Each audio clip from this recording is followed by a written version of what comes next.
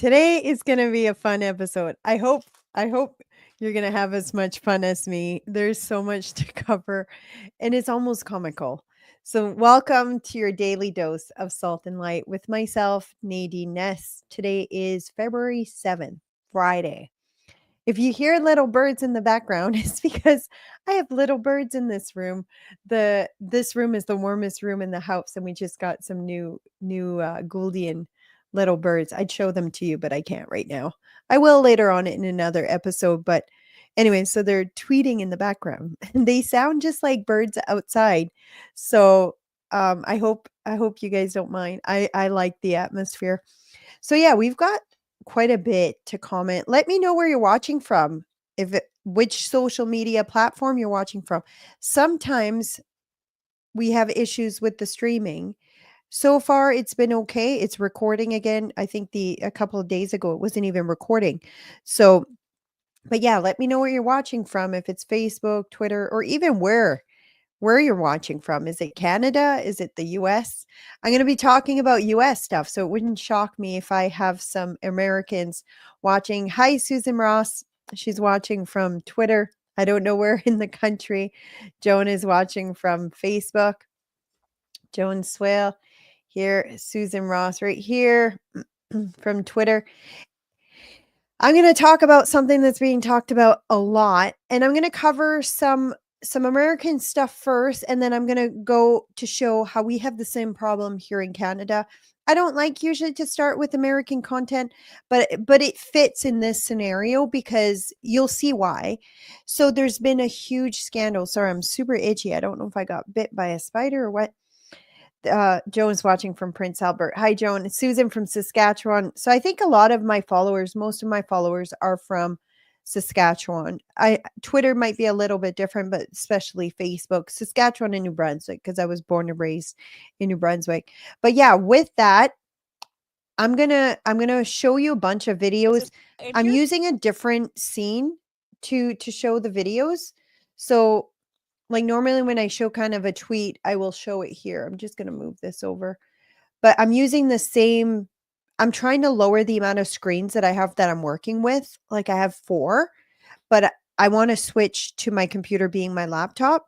And in order to do that, I need to reduce the amount of screens that I'm working with. So I'm just realizing it's not quite, I'm going to move over a little bit. There you go. There, it's a little bit better. Yeah, I want to use my laptop. So, and I can only plug in so many screens with the laptop. So I'm trying to see if I can work with just 2 or maybe 3 instead of 4. But yeah, with that, I'm going to switch up a few things. So, and now I need to kind of go into the settings to change it a little bit here. Where did my screen go? There you go. We're going to see. Let me know if the sound is not working. We've had a few times where it wasn't. I did do the right setting this morning. Here's the reason why Elon Musk and others have been taking a look. Because if you look at the waste and abuse that has run through USAID over the past several years, these are some of the insane priorities that organization has been spending money on. $1.5 million to advance DEI in Serbia's workplaces, $70,000 for a production of a DEI musical in Ireland, $47,000 for a transgender opera in Colombia, $32,000 for a transgender comic book in Peru. I don't know about you, but as an American taxpayer, I don't want my dollars going towards this crap, and I know the American people don't either, and that's exactly what Elon Musk has been tasked by President Trump to do, to get the fraud, waste, and abuse out of our federal government. Thank you, guys. So And here's the reason why Elon Musk and just so others you have been guys know, Elon Musk was tasked by Trump through a program called DOGE, Department of Government Efficiency. They're looking at all of the spending across America and trying to cut down on some of the spending. And it's not new. It's not something that just came after Trump got elected, as in like the American people knew going into this election that Trump was going to do that. They had talked about it over and over and over again. And now that Trump got in, now they're implementing that. And some of the stuff that is coming out of it is just absolutely insane, mind-boggling. Now, I have a few videos kind of to describe some of it. One of them is a video here by Senator John Kennedy. So I'll play that just so you get the grasp of how big this is and the scope of it. It's fascinating. Just give me a second here. I actually like this guy too. Here. Okay, listen up. Now, Mr. Musk started with the USAID. That handles a lot of foreign aid for America. American people are very generous. But I'll tell you what Mr. Musk discovered. I find it fascinating. He discovered that the American taxpayers are giving money to Afghanistan. He found that we are giving money to Yemen. He found that we are giving money to Syria. I didn't know that. Some of our foreign aid is going to Yemen, Afghanistan, Syria. He found that the USAID has 10,000 people, 10,000 people, employees. And every year they give away $40 billion. He found that the USAID gave money to support electric vehicles in Vietnam. Our money, taxpayer money. He found that USAID gave money to a transgender clinic in India. I didn't know that. I bet you the American people didn't know that. He found that USAID gave $1.5 million to a Serbian LGBTQ group called Grupa Izladaji. I probably mispronounced that. My apologies. Anyway, they got $1.5 million to quote, advance diversity, equity, and inclusion in Serbia's workplaces and business community. He reviewed a study and then went and checked it. The study was done by the Middle East Forum. They found that USAID spent $164 million to support radical organizations around the world. We're not talking Cub Scout troops here. We're talking about radical organizations around the world. They gave $122 million of that to groups aligned with foreign terrorist organizations. Our taxpayer money. According to this report in Mr. Musk, the USAID has given millions of dollars to, quote, organizations in Gaza controlled by Hamas. Why aren't my colleagues talking about that? Recipients of the money, they found, have, quote, called for their lands to be cleansed from the impurity of Jews. That's what we're giving foreign aid to.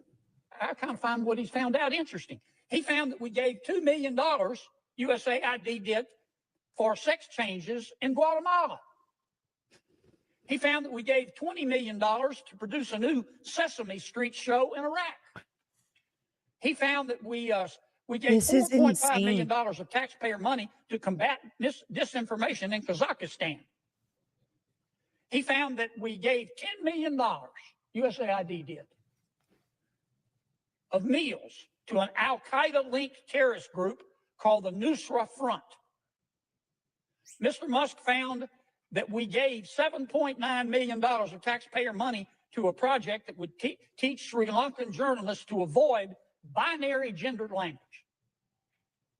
The USAID took $8 million and gave it to a bunch of journalists in Sri Lanka to teach them how to avoid binary gendered language. I don't know what the hell binary gendered language is. I think I do. You think most taxpayers would support that? Why are we talking about that? The USAID gave $1.5 million to promote LGBT advocacy in Jamaica. They gave $1.5 million to rebuild the Cuban media ecosystem. They gave $1.5 million for, quote, art for inclusion of people with disabilities in Belarus. Another $3.9 million for LGBT causes in Macedonia. It's insane. $8.3 million for equity and inclusion education in Nepal. It keeps going. I'm not going to I play. could go all night. Oh, he's all done. And what he's pointing out, you have the Democrats right now. You have the Democrats right now complaining about Doge, saying what he's doing is not allowed, it's not right, it's not legal, all of that. But none of them are complaining about the very real problem that the money is being spent to these issues.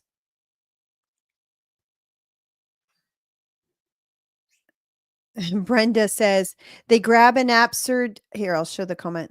They grab an absurd title for a supposed cause to try and hide the money our countries are bleeding.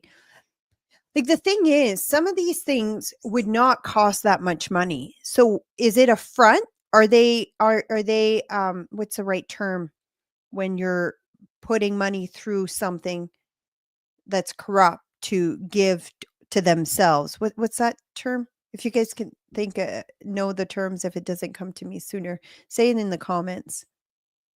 Oh, why can't I remember the name of the term? So with that, it's kind of led a lot of people in Canada to start digging, well, what's our version of USAID or USAID? I don't think it's USAID. I think it's USAID. They've all been saying it. And then we've noticed a lot of people say, hey, that's why I say Canada's telling to the US, hold my beer, because we very much have, if you look at per capita, the population in Canada compared to the US and the amount of money that we spend to similar insane things. I've looked at a few videos, but I think Franco Terrazzano is probably one of the best ones. He says it in a video. Might as well play the video. He did a really good Oscars job party in with Los this. Give me a second. Here you go. Gather around, taxpayers. It's story time. It seems Global Affairs Canada's project database was mysteriously wiped clean today. Whoops. But fear not, the Canadian Taxpayers Federation has more than 1,000 pages of access to information records detailing how Okay. Global Affairs Canada. Pause. Before I say, he says it's been wiped clean, but it hasn't been wiped clean. I just want to clarify that. I'll just show it real quick here. We'll go back. Just give me a second. I'm going to minimize it. I just realized a lot of people this is Vesper. He says this needs to stop. We're beating a dead horse at this point. I understand the mistrust of the Liberals, but there's a backup portal that's available and has been up the last 2 days. So basically what they're saying is Global Affair has shut down all of their website, erased all the information. They haven't. There's been community notes saying that the probably what's happened is the traffic to the site went kind of insane because everything that's happening in the US now, everyone is saying, what is it like in Canada? And you can search contracts in Canada. It's not all hidden like the US. And that's what makes it even worse. In Canada, it's out there for everyone to see, but yet no one is making a big deal about it, or at least until now. It was out there for everyone to see. A lot of what I'm going to talk about today, Canadians already have access to all of that. It's not hidden. We just don't care.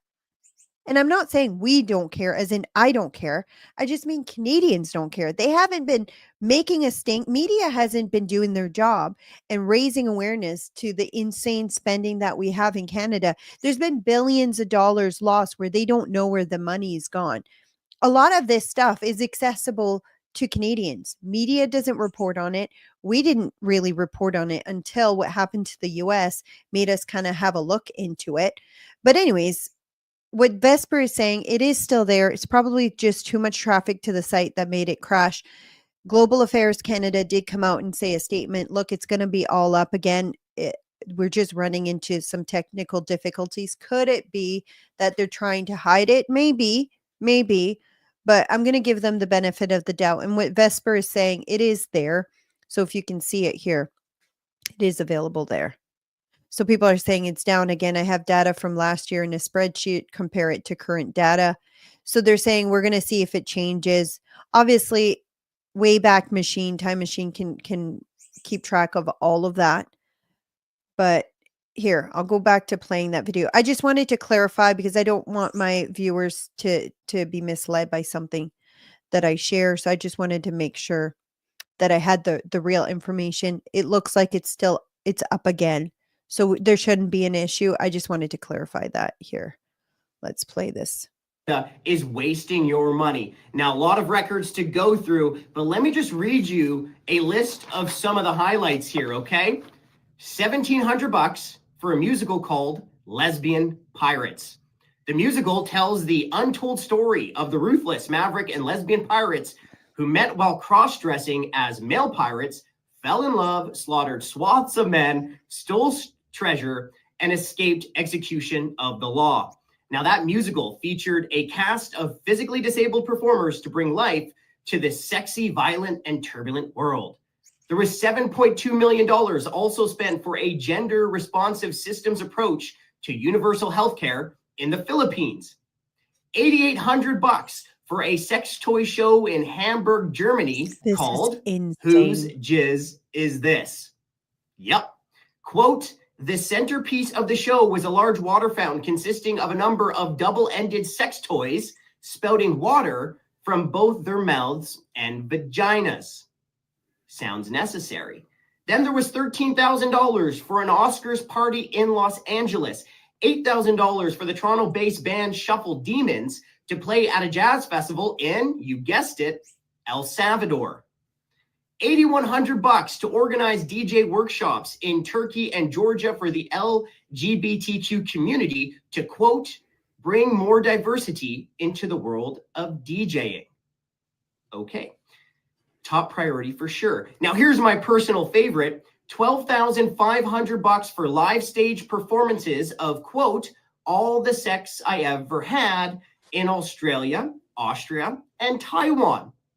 Now here is the catch. That performance featured senior citizens telling true sex stories to live audiences, including, quote, first time, best time, worst time, last time.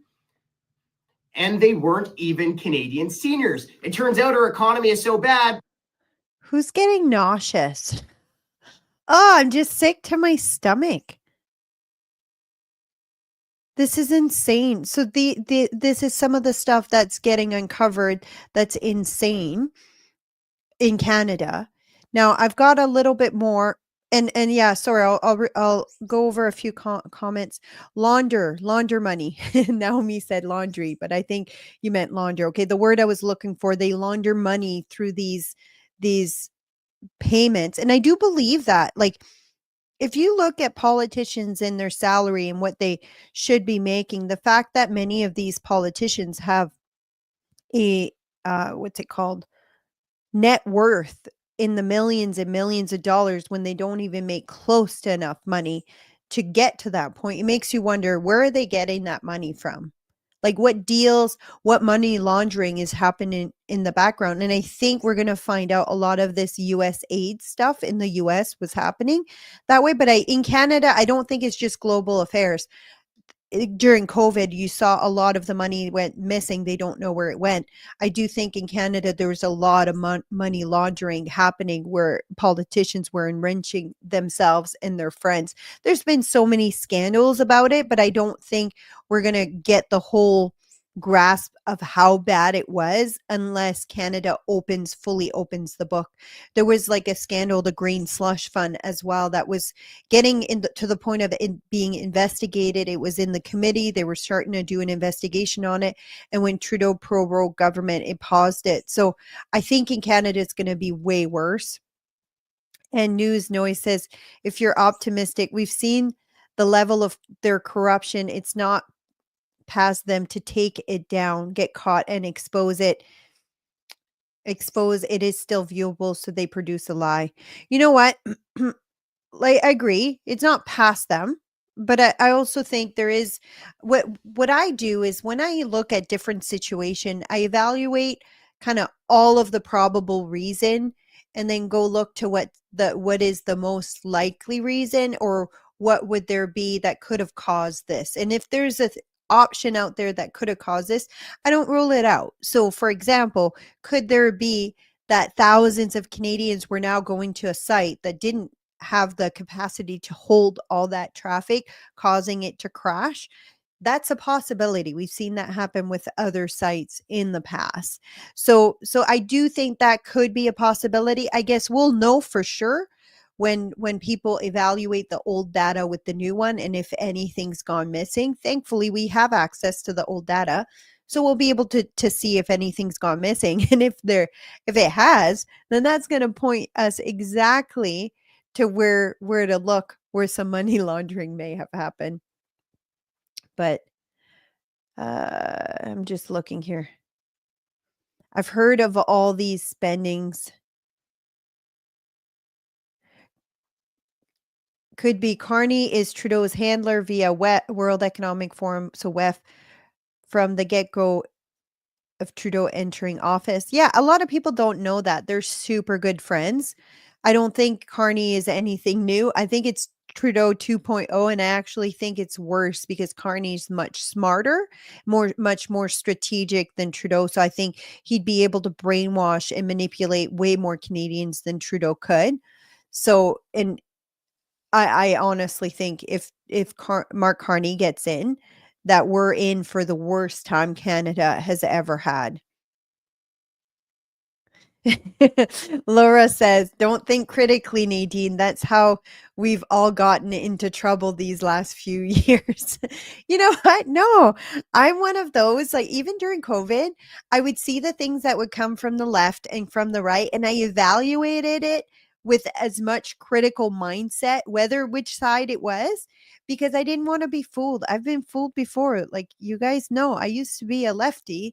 I used to believe everything the mainstream media tells me. So when I see stuff like that, oh, the website is getting pulled, they're pulling everything right away. I'm like, okay, that's a little bit extreme. Let's look into this. Let's see if there's like a viable reason. Let's see if people have access to it. Let's see if they've I think critically just as much from the stuff that we see from the right. So that's why I just wanted to point it out. I don't think Franco said that like meaning to mislead people. I think just new information has come out since he's done that video, and I wanted to let you guys know of that new information and not like lead you to the old one that's not accurate anymore, right? So with that, now, one of the things that's coming out of the USAID scandal in the US that's making a big deal is not something that we don't already experience here.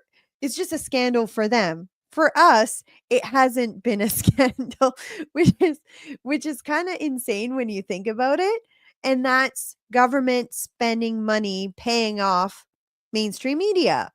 So for them, it's a scandal. For us, it's already been accepted as reality in Canada by the Canadian public, which it's not acceptable for me, but most of the Canadian public have accepted it because then they elected this buffoon again. Sorry.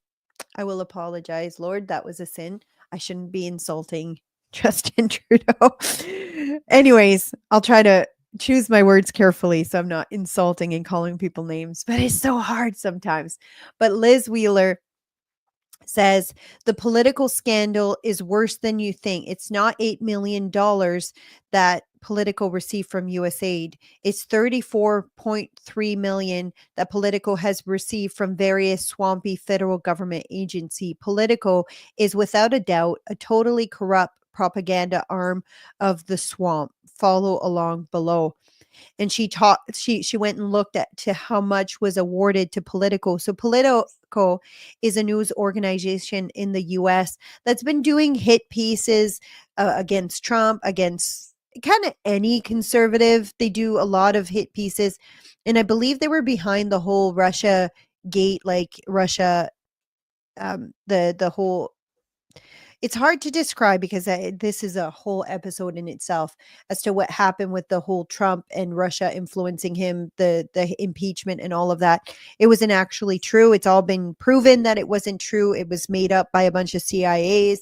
Anyways, Politico was one of the bigger pushers of that. They were also the ones who was saying that the laptop, the Biden laptop wasn't real and that was fake. And turns out it was real. He did get charged. He did get convicted and then pardoned. But anyways, they're like a propaganda arm of the left, of the Democrats, and it turns out they're being paid for it, so it makes sense, right? Now, why is that different than Canada? My daughter's calling. Sorry about that, guys. Why is that different than Canada? It's not. I guess it is a little bit, as in this has been happening in Canada for a really long time, and we've just allowed it to continue. For the US, it's a scandal. For us, it's business as usual. And I'll explain why. I've got a video here. I'm going to go back to kind of show this video, and then I'm going to go back because I want to cover some of the other stuff too. An NDP 2018. And it's a video that was made by Michelle Rempel, MP Michelle Rempel. So this was in 2018. So we're just going to go back to when Canada started paying for. There are a lot of things that keep me up at night as a legislator under a Justin Trudeau government. I've shared a lot of things with you, but what the Liberal government has just announced is probably, look, I don't care how you vote. If you voted Liberal, if you're an NDP member, if you believe in free speech in Canada, what Justin Trudeau just announced in the fall fiscal update has to be a concern to you and has to be opposed. So Justin Trudeau just announced $595 million, so over $500 million, to quote, help Canada's media sector. Now listen to this. What this initiative is going to do is it's going to, quote, help trusted sources in the media. Trusted sources. Based on criteria set by a panel of people selected by Justin Trudeau. What this amounts to is Justin Trudeau buying journalism in Canada. I'm not making this up. If you go onto the Globe and Mail, National Post, Twitter right now, everybody's talking about this. This was in 2018. Justin Trudeau is bold face buying journalism in Canada. So think about this. Like, if you have an opinion that is contrary to the government, how are you going to compete in this environment? Every story that comes out is going to be a grant application. He's going to create a subclass of cocktail room circuits where journalists compete for your tax dollars to propagate the government's message. Now look.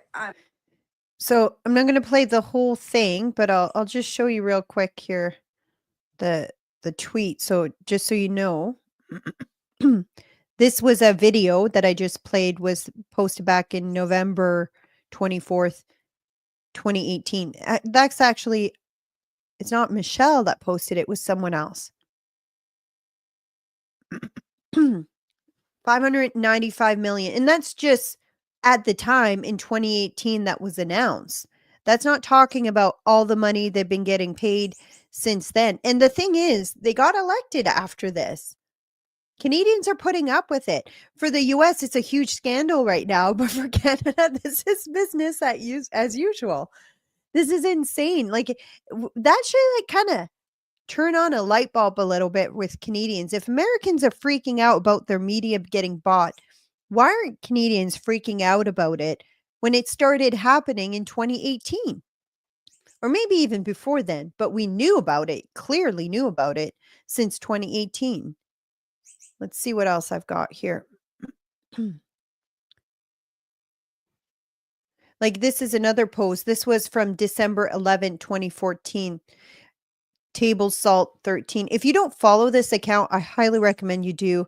They post a lot of really good information. And so far, I've found them to be pretty credible. I haven't seen any red flags of anything that they've posted that is not. I don't know who runs the account. I just know that they post a lot of really good stuff. Table Salt, if you get told about this, follow me back. I just noticed you don't follow me. Anyways, 212 million in Canadian federal tax dollars go to the Canadian Media Fund Corp. This is a giant DEI slush fund and why media is so woke now. So it pushes the woke agenda into everything. So this was back in, so you're wondering why stories that don't go with the woke agenda are being reported on in mainstream media? This is why. They wouldn't be getting the funding if they did. So you don't have a balanced, normal reporting system in Canada. You very much have, especially not with the mainstream media, you do with other outside entities. Like there is quite a few, like Western Standard, there would be True North that reports more like on I would say more balance. It's more middle ground, slanted a little bit to the conservative side, but they're kind of like our Fox News. And then you have Rebel News, which would be more like not Daily Wire, but like some of the other organizations in the US. But yeah, it just goes to show how much funding. Now, another one that was huge is like the BBC. I'm just going to see if I can bring it up here. How USAID was funding a lot of the BBC. BBC is a news organization in the UK. I talked about it on my show 2 days ago. And just so you know, it wasn't just USAID that's funding the BBC. Canada is also funding the BBC through Global Affair Canada. So 907,000 euros. So that's about $2 million Canadian. So a news organization, not even in Canada, they're also funding. So, oh, sorry, I just realized I wasn't showing it to you guys. I might as well show it. So that's the BBC there. So what does it look like? I'm going to play you a video. What does it look like when media is bought? This is what it looks like. And this video is from the States. But if you're paying attention to mainstream media, you're going to see the exact same thing happening in Canada. But I want to play this. Fox San Antonio's Jessica Headley. And I'm Ryan Wolf. Our greatest responsibility is to serve our Treasure Valley communities, the El Paso, Las Cruces communities, Eastern Iowa communities, Mid-Michigan communities. We are extremely proud of the quality, balanced journalism that CBS 4 News produces. But we are concerned about troubling irresponsible, one-sided news stories plaguing our country. The sharing of biased and false news has become all too common on social media. More alarming, some media outlets publish these same fake stories without checking facts first. The sharing of biased and false news has become all too common on social media. More alarming, some media outlets publish these things simply aren't true without checking facts first. Unfortunately, some members of the media use their platforms to push their own personal bias and agenda to control exactly what people think. And this is extremely dangerous to our democracy. this is extremely dangerous to our democracy.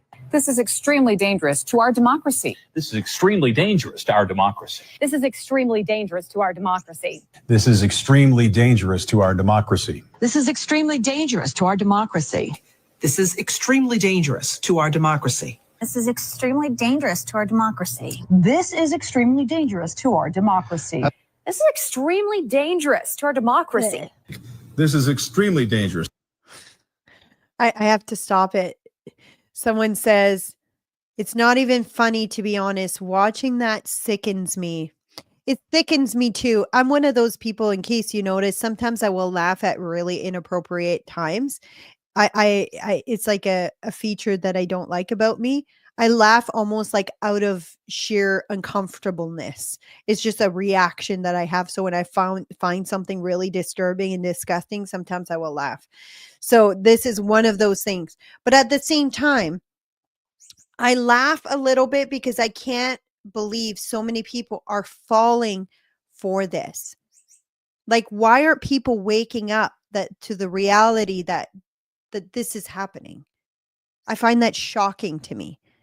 And maybe it's because I used to be brainwashed and I got woken up and I'm like, why aren't you guys seeing it too? Like, it's so obvious. Why aren't you seeing it? But no, there's so many people who are still just parroting. I wish I could show you like the the last few weeks, and I was very passionate about this a few days ago. If you haven't watched my episode, it's titled "They're Brainwashing You." I think that's what the title. It might be a little bit longer, and I show clear example of how people are getting brainwashed. Like if you watch the show, I don't think you'll come out of it and be like, "Oh no, I'm not being brainwashed."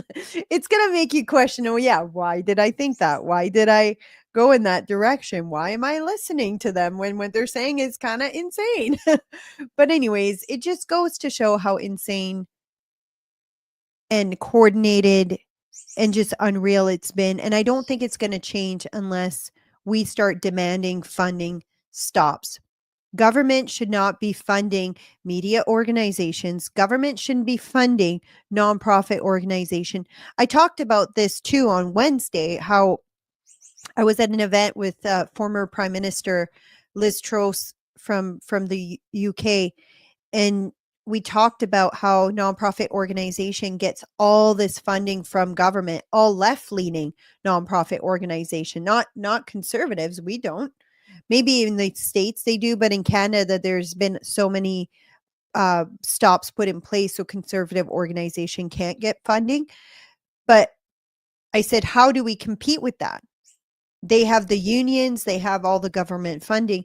She says the only way we can is if that funding stop, if something gets put in place to stop the funding of all these nonprofit organization. And I agree, we need to start demanding that funding to these nonprofit organization get stopped. The way it's happening in the US, I think we need to create pressure for whoever's going to form new government. Hopefully it won't be Mark Carney. We need to put pressure on the new government to stop all those funding. That's the only way the public's not going to continue being brainwashed. And yes, Laura says it's a psyop, behavioral science being weaponized. That's exactly what I talked about on Wednesday. I talked about the nudge program that they're using in Canada. And I mean, it's it's human nature. It's human nature to go along with the majority, what the majority do. It is human nature, and it's how we were designed so that we can coexist in society in an amicable, good way. I don't know why I'm programmed differently. Sometimes I wish I was, but I've never been one to go along with the flow. If I see something wrong, I've always been like one of the ones like stand up and say, "Hey, this isn't right," to my own detriment. But and hopefully if you're watching this too, you're probably one of those people too who's kind of been programmed differently. But I just, yeah, it just hurts my heart so much just to see people just being used and manipulated and brainwashed, and I don't like it. Now, I'm going to move on to a different subject. I'm just going to see what time. I'm trying to do chapters on the show for people who don't want to watch the entire show. They might just want to watch one little subject of what I talked about. Usually I have like 7 to 8 subjects. So I was just going to check the time. It's 38 minutes in. So I'm going to move on to this other video or other subject, which is kind of related a little bit. It's a video by Jordan Peterson that he made. When did this get posted? February 5th. So let's have a listen. Enough pathetic celebrity wannabe pandering to the international elites of Davos, and for good measure, the utterly degenerate UN. Enough overt and covert attempt to destroy the basis of the economy of my fair and hardworking province. Enough delaying critical infrastructure development and rejection of international trade offers for natural gas, oil, and coal. Enough treatment of the resource economy upon which Quebec in particular so unacceptably depends as a moral pariah. Enough idiot green moralizing. Enough carbon tax. Enough bloody net zero. And how about this? Enough multiculturalism and destruction of the Canadian identity. Why belong so expensively to a country that despises its own history, economy, and people? Make us a better offer, and quickly, my Canadian friends, or Trump's tariffs will be the least of your problems. So just so you guys know, Jordan Peterson's originally from Alberta. So he grew up in Alberta. He used to be a lefty. For people who don't know, he used to support the NDP. He actually helped Rachel Notley's dad get elected with the NDP. So a lot of people don't know that. So I think the people who used to be I might be biased because that's me as well, but the people who used to be former lefties make the best conservatives because then they can kind of address the mindset of the left because we still remember how we used to think. So anyways, Jordan Peterson makes such a good point. Be careful, Canada, what you do, because Alberta will be looking, because the US will look a lot better to Alberta depending on Canadians' actions. Anyways, I just thought it was a really well put video, and it's so true. You have Quebec now pushing back on saying, oh, we're not doing Energy East, like the Bloc Québécois leaders saying we're not going to do Energy East. Okay, just keep pushing Alberta to the US, because I can tell you the US will treat them much better than Canadians have. And all you're doing when you're doing that is just handing them on a silver platter to Trump. Like, that's literally what's happening. Like, I don't think you realize what that means for Canada if Alberta joins the US. It's not just the 15 billion that Quebec gets through equalization payment. Like, if you look at how much money Alberta puts into giving to the rest of Canada, it's in the 300 billion. Here, I'm going to see if I can find it, because I'd like to bring that up. Give me a sec. I'll see if Grok will. How much does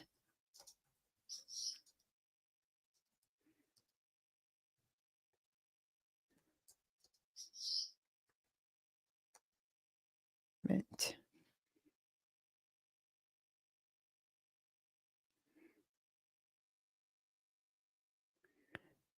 $300 billion was over several years.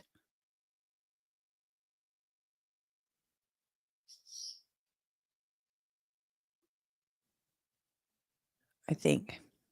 Let me see here. So in 2025, is that Alberta only? Oh, Grok didn't help. I'll see if I can find it when I play another video, and I'll bring it up on the screen here.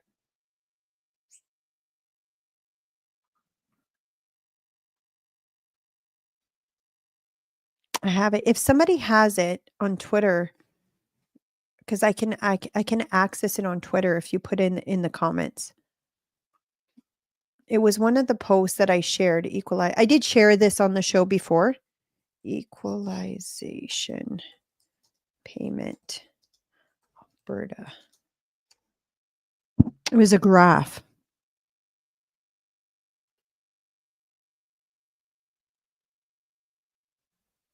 I really want to bring it up, but it's not popping up here. So yeah, so this year total program here. I'll switch it.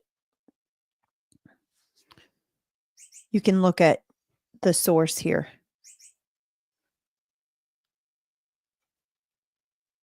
$26 billion.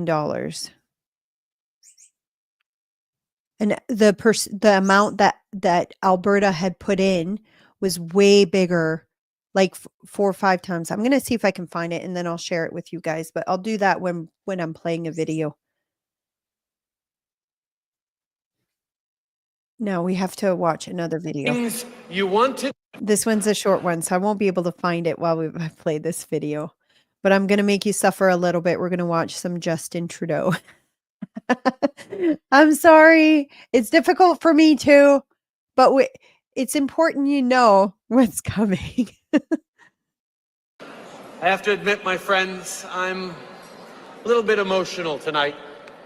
One of the things that comes with knowing that you're on a countdown clock to your last day means you get to be really ruthless about the things you want to do and the things that you don't want to do.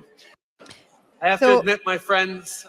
imagine firing the CEO of a company, but him staying on for a few months just so he can complete. And not only did he get fired, so to speak, he was forced to resign, but they all turned against him. Do you think he's going to do everything in his power to be good to the company? No, that's why you wouldn't keep the CEO in charge. You would get rid of them and get a new replacement, even if you have to wait for an election. So Trudeau here is saying he's going to be ruthless. And I made a tweet about this. I believe Trudeau to be a classic narcissist. And I know that word gets used a lot, but I honestly believe he fits that profile. As a former profiler, he checks all the box. A classic narcissist won't go down unless he can bring everyone down with him. And I think that's what he's going to do in the next couple weeks.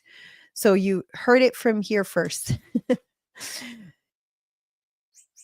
Now, what does it look like for whoever is going to replace him? Like I've said earlier, News Noise says ruthless as in make Canada a cashless society. Worst thing he could do. You know what? I am going to be bringing that up shortly.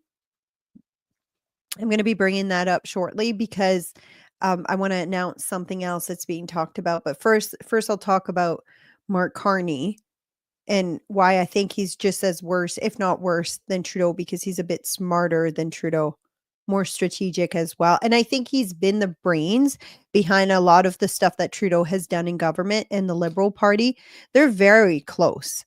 They're very interconnected. We all knew that he was bringing him in as like this finance advisor, whatever you want to call it, his position was before Trudeau stepped down to get Mark Carney to take the reins. But anyways, let's listen to what they have to say. There's a fever gripping America. And while it rages, Canadians will remain resolute and true to our values. While America engages in a war on woke, Canadians will continue to value inclusiveness. There's a fever. Wow. So you know exactly what to expect if Trudeau stays in power. So just so you know, that post was from, I'm going to share it here.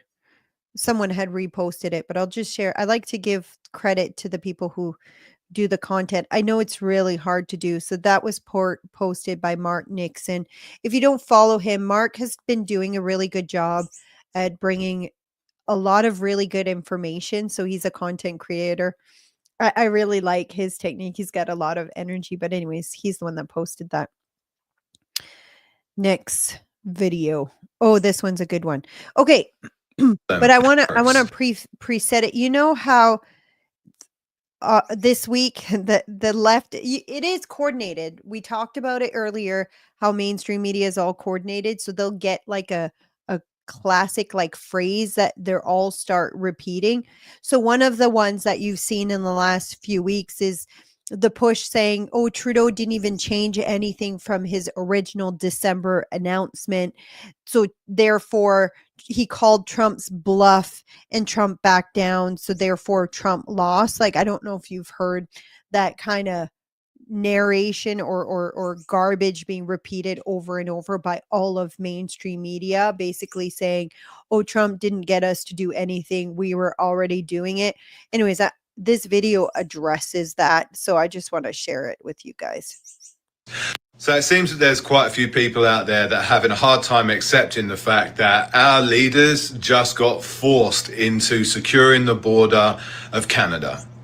And they're having an even harder time accepting the fact that it was Donald Trump that forced them to secure the Canadian border. This person says, Canadian border security plan and budget of 1.3 billion was announced on December 17th, 2024. Looks like the joke's on Trump. No, the joke is on you.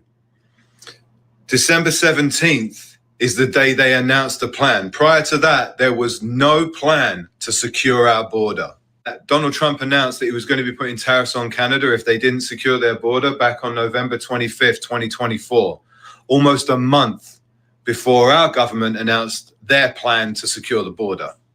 And then 4 days after Trump made that announcement, Little Justin got himself on a plane like a good boy and flew down to Mar-a-Lago to meet with Trump to talk about the tariffs, where I'm guessing that Trump said to him, well, fix your border and I won't put tariffs on you. Oh, and by the way, you can't stay here. Find a Howard Johnson.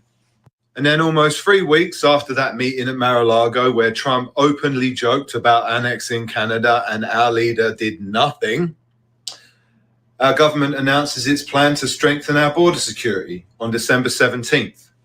And the lefty Trump derangement syndrome mob can try and spin this any way they want, perform all the mental gymnastics in the world. Doesn't change the fact that nothing was being done about our border security until Trump threatened us with 25% tariffs. Nobody called Trump's bluff. The tariffs were coming, and ultimately, he did what he was told. It's that simple.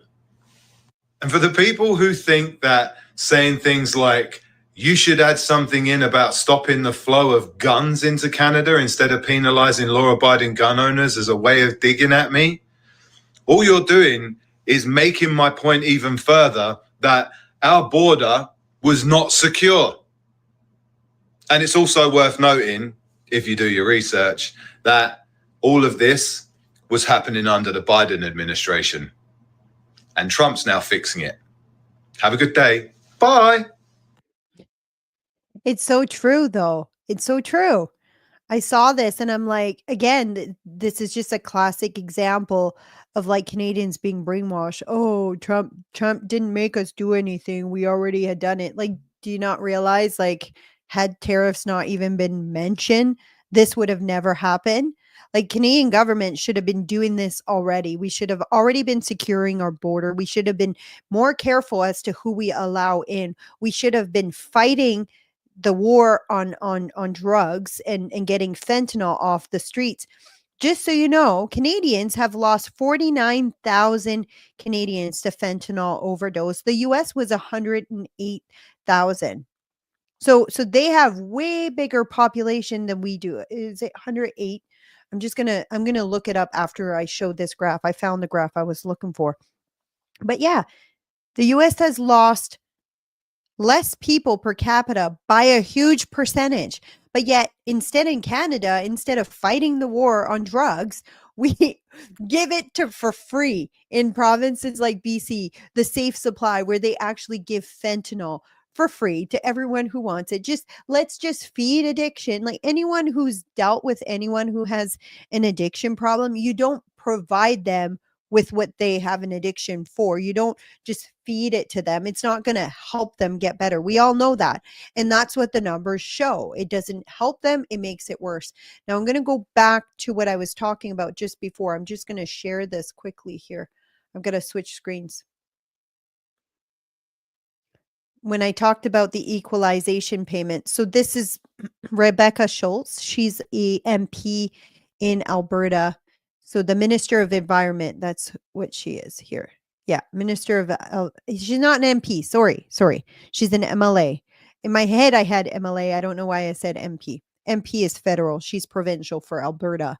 Alberta pays Quebec and other eastern provinces. Alberta pays Quebec and other eastern provinces receive free money. Without Alberta's contribution, Canada would be worse off. According to a new report from 2007 to 2022, Alberta has contributed more than 5 times as much as BC. Let's open it bigger. And Ontario have to the broken equalization payments. The feds should end equalization and leave money in Alberta's pockets where it belongs. So this is how many other provinces have put in between 2007 and 2022. I'm actually going to save this. So this is how much Alberta, if you can see Alberta, and compared to how much people have gotten from the equalization payment. 327 billion. Is how much Quebec's gotten. Okay, I just got to save this. Give me a second. Oh, it didn't add to folder. I'll do that after. Oh, it won't let me. Anyways, I'll add it to a folder later. There's some tweets that I keep going back to, so I want to make sure I save them for later on. Let's get to a few comments here.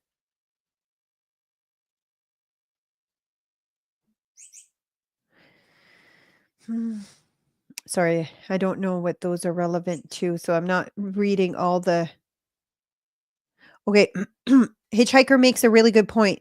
The 1.3 billion promise hasn't passed legislation yet. They would have to reconvene the House to vote on it, which is true. They can't. The 1.3 billion that they've promised to the border to secure the border hasn't been passed, so that money is not even there to implement it yet. Yes, and I put so news Noise Inc. says 4,000 distinct cartels operating in Canada. How many they don't know about? And so this was a part of an investigation that was happening at the, I think it's a Senate committee. I played it a couple of days ago. Actually, I think it was on Wednesday, where they ask like one of the higher ups with CSIS or the RCMP, and they ask how many criminal organizations. So it's not cartel, it's just criminal organizations. Some are cartel, but how many criminal organizations do we have in Canada? They were trying to get a number of people who are in criminal organization. They didn't know, but they asked how many distinct criminal organization in Canada, and they said 4,000 distinct criminal organization in Canada with their own like structure, hierarchy, all of that. So there's 4,000 different ones in Canada. And if you haven't watched the episode I did with Sam Cooper on Tuesday, so I can post it in the comments so you can watch it. Sam Cooper, a reporter who's been investigating criminal organization, foreign interference, a whole bunch of stuff. He's been exposing a lot of that. Was on the show. And we talked about the real problem that the fentanyl drug has in Canada. And it's not a fake problem in Canada. It is real, even though the Liberals will try to tell you it's not because it's their own failure and not dealing with it. But he talked about it. He goes into details So it about seems it. So I do have a post about it too, that someone else that I want you to follow. Again, I don't know this person, but they've been posting a lot about this. I'm just going to see if I can bring it up. But this is one of the posts that he brings up, like actual facts. I love when people do that on Twitter.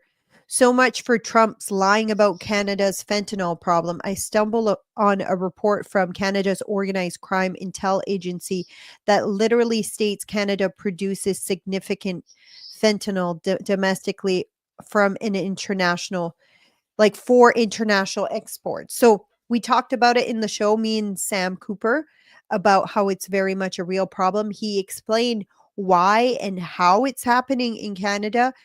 I foresee in the next few months, because of this now it's okay to fight this. It's okay to go to war with drug cartel.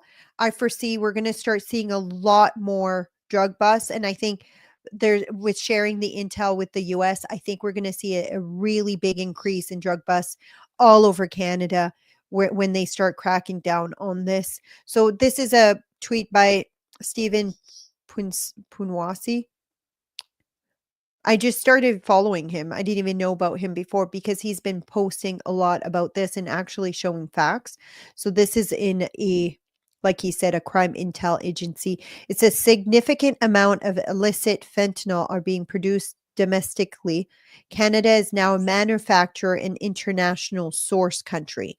So, and how Sam described it, because we have such slack borders and ports, it's a lot easier to bring the precursors to fentanyl. So the precursor to fentanyl is coming into Canada. They have these super labs that are turning it into fentanyl, and it's way more that's being produced that could ever be for Canadians. We just don't have the population. They make so much of it. It can't be for Canadians drug users. It's way more than that, which proves that it's actually for exports into other countries, including the US. So he talks about that too. So yeah, interesting. He's been pointing to interesting data. So Stephen Punwasi, Punwasi. I don't know if I'm saying it properly. Now, with that same subject, I want to play a video that's extremely good that Pierre's team did, Pierre Poilievre's team, and it talks about the fentanyl. It talks about a lot of what was discussed in the episode I did with, but it does it in a way that's easy to follow and easy to watch. So I'm going to put that on the screen here and we're going to watch that. I might actually, here. Let's see. Recognize this place? This is Brandon, Manitoba.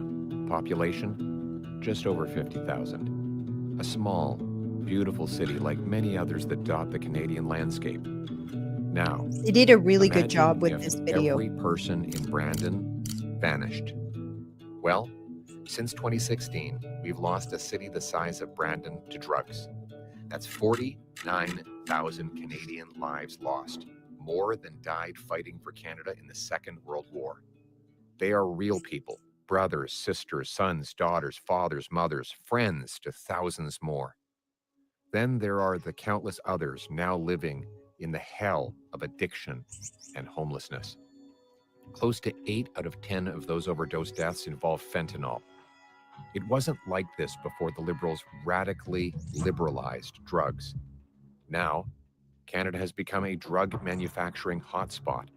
Super labs in Canada synthesize the drugs using precursor chemicals, the ingredients that make fentanyl. These labs look like scenes from Breaking Bad, but it's not happening in New Mexico, in a TV drama. It's happening in Canada, in real life, right now. In November 2024, police dismantled what they described as the, quote, largest, most sophisticated illicit drug super lab in the country, in Falkland, British Columbia. One of the accused was out of jail after earlier convictions. Police said they seized 54 kilograms of fentanyl. Now, that might not sound like much at first, but remember this, it takes just 2 milligrams of fentanyl to kill a person. That means there was enough fentanyl found in this lab alone to kill 27 million people. But it gets worse. That's Police more found than the enough amount of drug ingredients to make users over 95 million lethal doses. we have in Canada. Enough to kill every Canadian twice. Here, Police sorry. also found 3 lethal doses. Police found enough ingredients to make over 95 million lethal doses, enough to kill every Canadian twice. Police also found 390 kilograms of methamphetamine, small explosives, ammunition, silencers, high-capacity magazines, body armor, $500,000 in cash, and 89 firearms, many of which were, quote, loaded and ready to be used. Days earlier, police discovered a super lab in Langley, BC, that they say was capable of producing multiple kilograms of fentanyl on a weekly basis. A Government of Canada report confirmed, and I quote, seizures of Canada-sourced fentanyl in places like the US and Australia suggest that domestic production is likely exceeding domestic demand and that Canada is now a source and transit country for fentanyl to some markets. The number of seizures of fentanyl at the Canada-US border more than tripled between 2023 and 2024, rising from 239,000 doses to 839,000. That's what they How did caught. this happen? Well, the NDP Liberals happened. They legalized fentanyl possession in BC, told prosecutors to stop pursuing drug offenders, and worst of all, passed Bill C-5, which eliminated mandatory jail time for the production and trafficking of hard drugs like fentanyl, encouraging the worst criminals to come back into our communities and take up shop here. The Falkland Super Lab that police discovered had ties to a transnational criminal network that spans from Mexico all the way to China. They're killing our people and many in other countries, which is now endangering our trade with our closest ally. President Trump has said the reason that he's tariffing Canada is because of lethal drugs flowing over the border. Whether we agree with him or not, we shouldn't be taking action to stop drugs just to please him. We should do it so that not one more mother must bury her face in her hands in agony after her son overdosed and died in a back alley. We must stop the drugs to save our people and to put Canada first. It starts with locking up mass traffickers and manufacturers of this poison with penalties that fit the crime. But what is the crime? Let's call mass fentanyl trafficking what it is: mass murder. Selling Mm-hmm. 40 milligrams of this poison is enough to kill 20 people. It's like spraying bullets into a crowd. You might not know who you are killing, but statistically, it's certain that someone will die. That's why I'm announcing today, as part of my Canada First plan, that common sense conservatives will bring in mandatory prison sentences, including life sentences for anyone caught trafficking, producing, or exporting over 40 milligrams of fentanyl, and 15 years for traffickers caught with between 20 milligrams and 40 milligrams.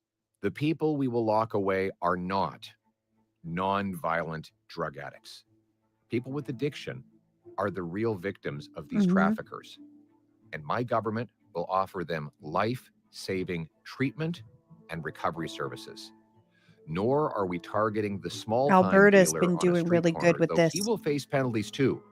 Rather, my new law will treat fentanyl kingpins who kill thousands of Canadians each year like the mass murderers they are.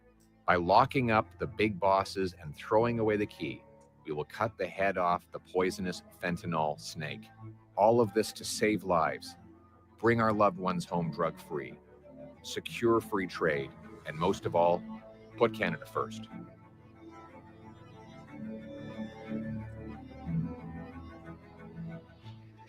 I was trying to bring up the numbers for Danielle Smith had just I think it was last week, the numbers of overdose, how they've gone way down.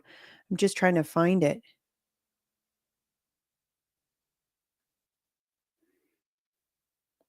It's not that. It might have even been a video. If one of you has it, feel free to message it to me. Here, I'm just going to see if I just do Danielle Smith.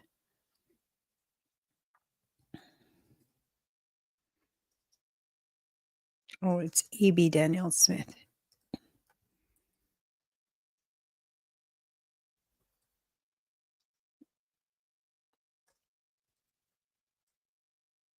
If I do overdose, it should.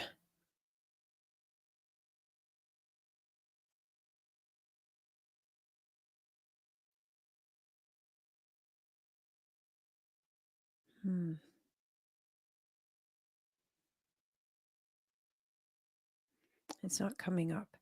The search option is not great. Here. On like it is on my phone, but not on. If somebody has it, feel free to link it. But that video, gosh, that video is so good. Oh, here it is. I found it. It just doesn't do it for my own account, but it does it for hers.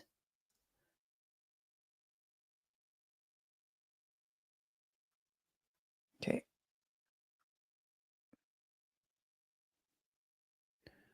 I've got to switch screens now.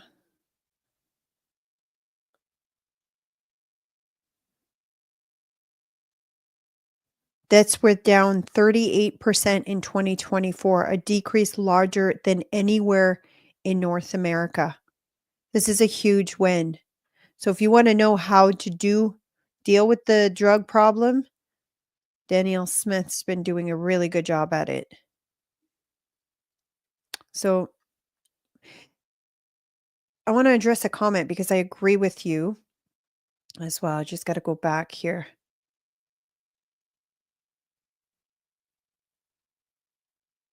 News Noise Inc. said, I like Pierre. Can't rest on his apples, though. Got to step up his game. I agree with you. He has to step up his game. I actually tweeted about that like last couple weeks ago, where I basically, like, he was still using the slogan income tax election.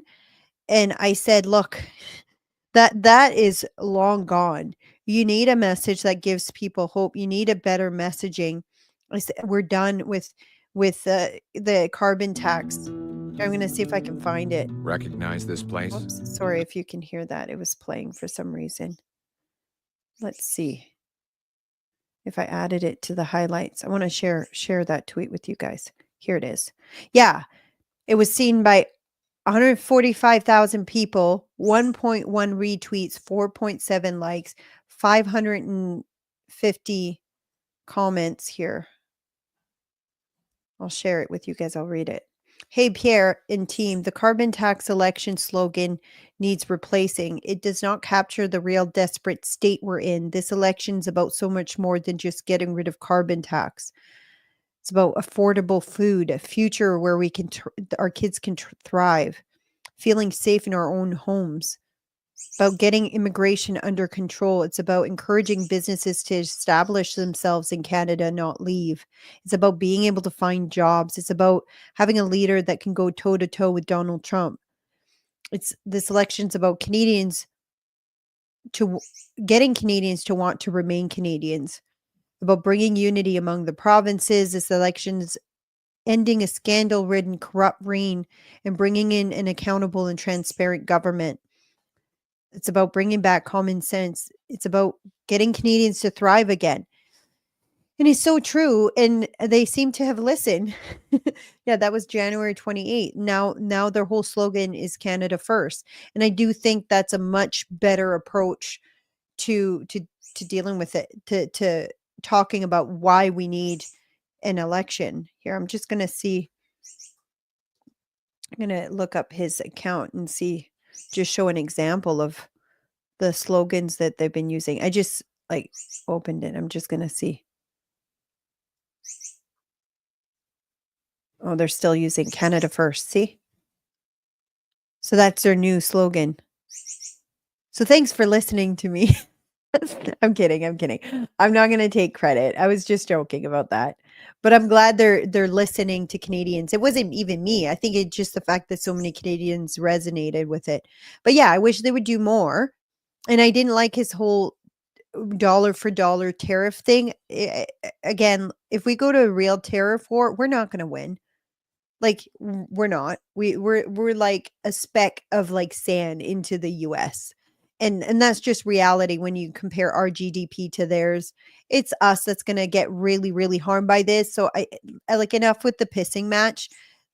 Trump is the ultimate ego. So anyone who comes with ego against him, it's just going to piss him off more and make him push even more.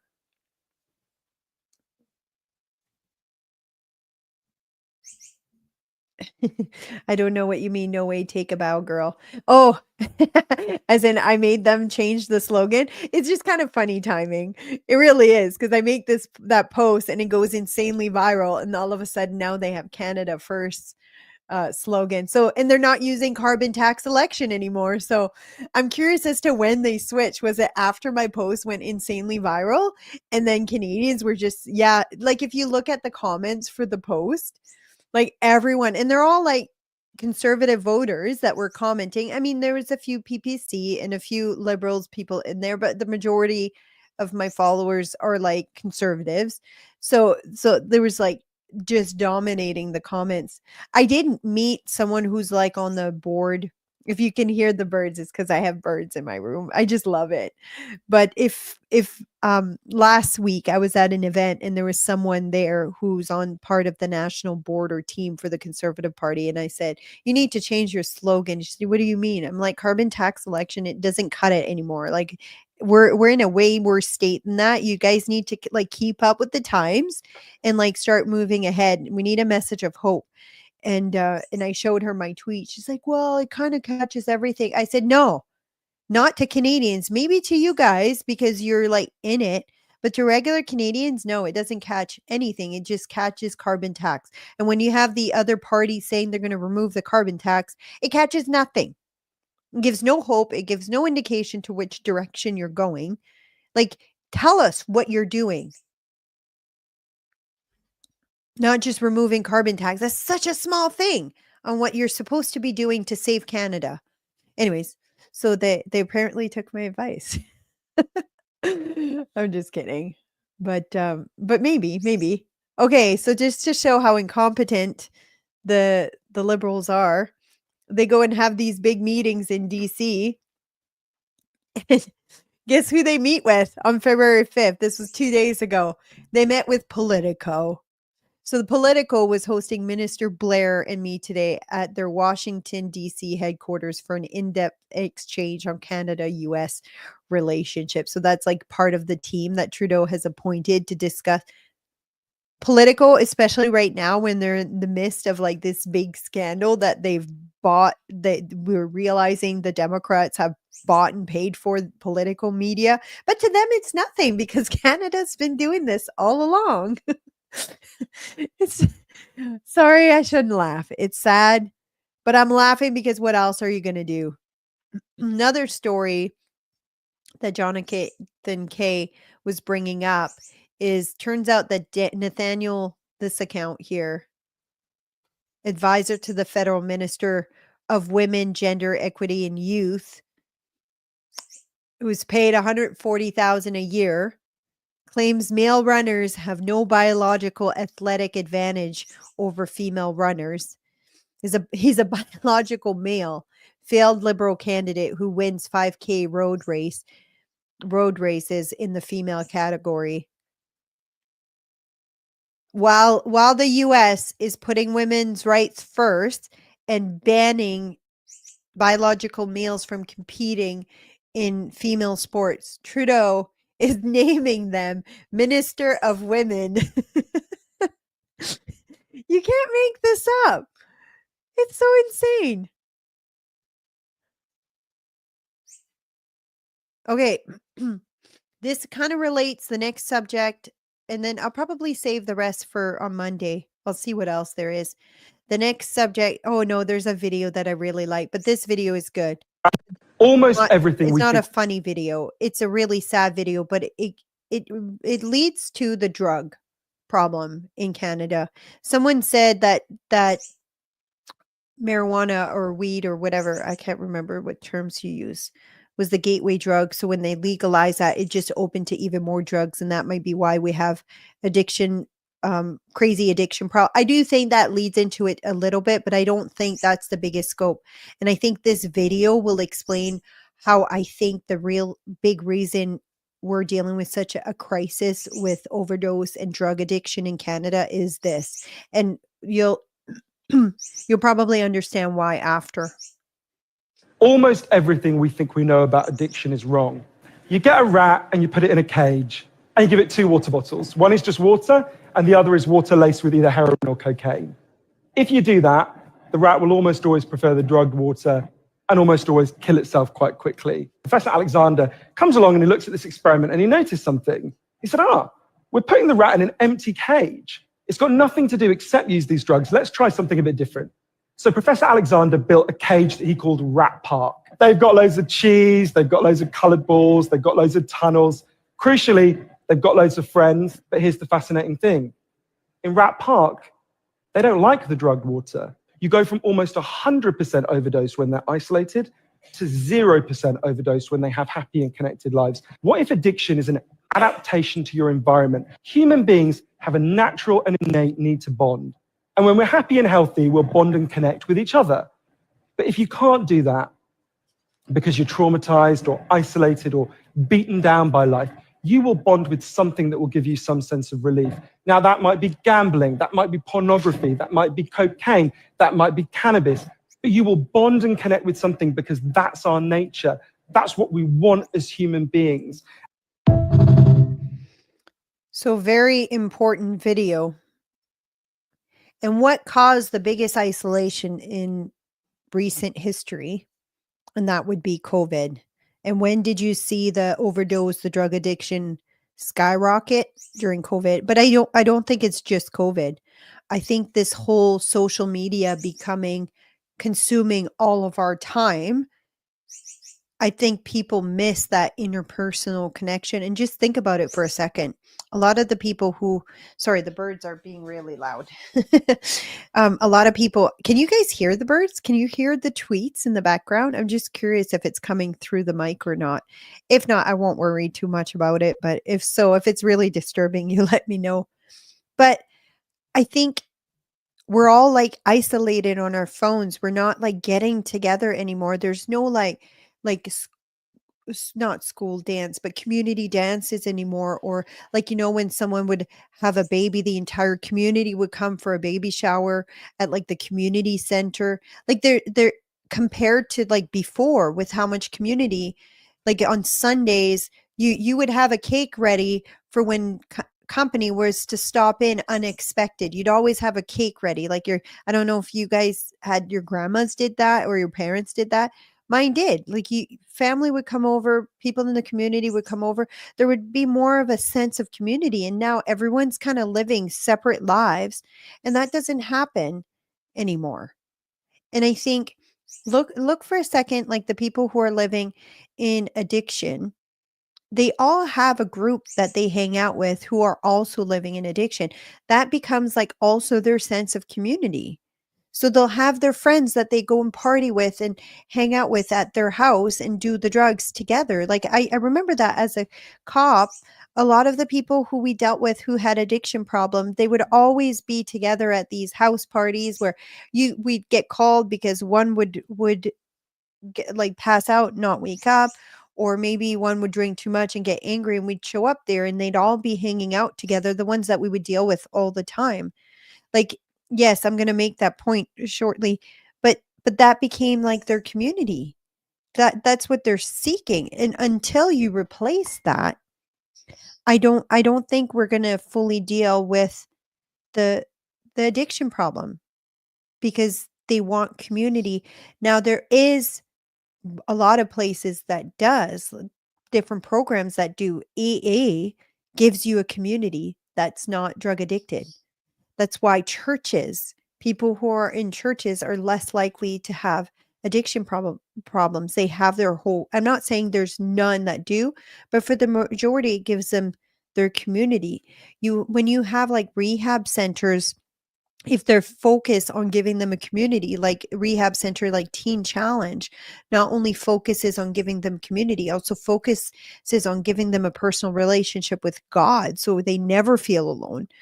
The Teen Challenge success rate, I don't know if you know Teen Challenge, just the title is misleading because it's not about teens. It's just a rehab center for anyone who struggle with any form of addiction. They have an 80% success rate. And the whole thing is centered around a personal relationship with God, and making friends with other people who have a personal relationship with God. They all live together in this center. And same thing with like AA. It's all centered around a God. It's not necessarily Christian, but they say a God. So when you think about that, I think when any approach that's going to occur has to keep that in mind, because if not, they're just going to go back in that direction. Like, I don't know if you guys are like that. I miss that. I miss the community. I miss like having like big events where, like, when I went to Alberta, my husband's from Alberta, so he's from a small town in New Brigden, Alberta. So that's where his family farm is.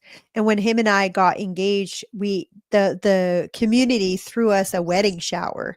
So we went there and there was like 50 people in the room, all people I had never met, but all people my husband knew, had grew up in that community. And yeah, they threw us a wedding shower, which was just phenomenal.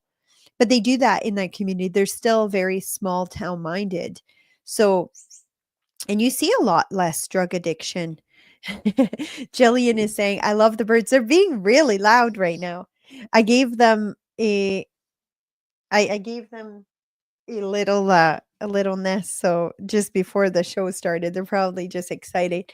I want to show them to you guys, but I can't pick them up. They're finches. They're called Gouldian finches. If you want to Google, actually, I'll just show you a photo what they look like. Give me a sec. I just absolutely love them. It just and they're in this room because I had to separate. I have 4. I had to separate them because the other 2 have eggs, so they're nesting right now. So I'm gonna have little baby Gouldian finches soon, but they're so pretty. Here, I'll show you. Here, let's scoot this down.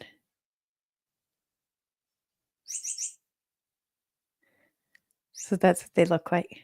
So that's the birds you're hearing in the background. I absolutely love them. They sound like little summer birds, like when you in the summer when you have like all the little birds coming around, they sound very much like summer birds. Okay, so that was a long rant to talk about addiction. And just so you guys know, this is something that's like near to my heart, or that is very, very much something that I'm concerned about, because like I've talked about this before, I have a younger brother who's addicted to drugs, and he's living on the street. He's homeless in New Brunswick. We've tried to get him help. He also struggles with mental health. So it's even harder when someone who's on drugs has mental health condition, because then they just focus on the drug and they don't focus on the mental health part. And with him, he'll never live in reality until he's schizophrenic. So he believes in a whole different reality that's not real. And add on that the drug addiction. And so we've been trying to get him like admitted and help, and we've had no luck. So I don't know when the last time the family saw him. I was in New Brunswick last summer, and I drove around the town for a few hours to see if we could find it, and we couldn't, but some family members have seen him. Panhandling, is that the right term? A few months ago. So anyways, I'm going to keep praying for his salvation. Someone mentioned digital ID earlier. So there is talks about still implementing that. So Holly Doan, she's with Blacklock Reporting. So I can't open the article because I don't have a subscription to them. So she says cabinet briefing note says plans for digital ID for any citizens in contact with federal agency would be optional. $6.4 million program to have pensioners, EI claimants, tax filers use digital ID has been under development for 6 years. So she reported on this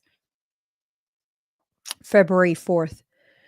I'm hoping there's going to be pushback on this, but I don't know, like, if the new government, I know Pierre Poilievre has said no to digital ID, that he doesn't believe that it should be forced. They're saying it's not going to be forced. But again, when you don't trust your government and they've shown themselves not to be trustworthy, i.e. Freezing people's bank account, I don't want to give them more access and power to begin with. So I've said publicly I'm against digital ID for those reasons. I just don't trust my government, and I don't want them implementing something where they could shut down everything you have in a moment just because they don't like what you say or whatever. So so there's that. The other two videos, I think we're already this show's already, an hour and 20. I'm going to end it with a funny ending, a video. Some of you may have seen it. It's 2 minutes long, but we're noticing this right now on a massive scale. So I'm just going to play it for you. I don't think there's any swear words in it. If there is, I apologize in advance. It's 2 minutes long. How has the election made you feel on a scale from 1 to 10, with 10 being Nazi? My name is Dr. Nick Peterson, and I specialize in those suffering from TDS, Trump Derangement Syndrome. Hello, I'm Dr. Peterson. How are you? Well, Donald Trump is a felon. Nope. I asked how you were doing. The majority of Americans can mentally handle election results on both sides of the aisle. However, there's this small, albeit growing, group of, I don't want to say Americans, but people that are just disconnected from reality. Fascist. And honestly, it makes diagnosing these people a whole lot easier. I just check their social media. Gone are the days when you just search your symptoms on WebMD at home by yourself. Now they record their symptoms and post them for the world to see. The haircut is also a dead giveaway. So, what brings you in today? Oh, I don't know. Maybe it's the orange democracy-destroying, Putin-loving dictator.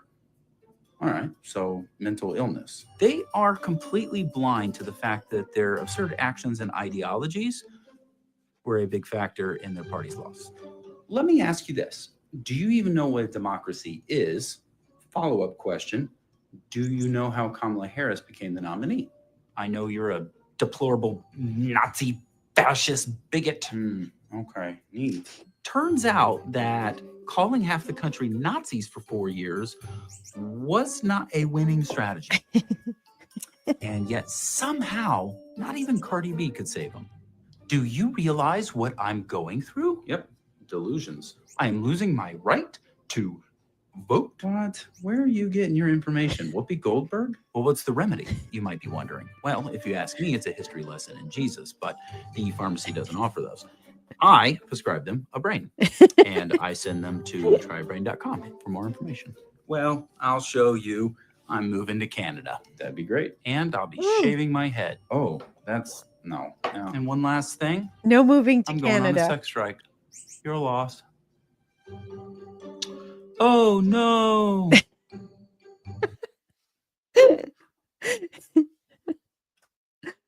I missed the part where they said I'm moving to Canada. Please don't. Please don't. We have too many already. My husband sent me this, and I find this even more funny because that used to be me.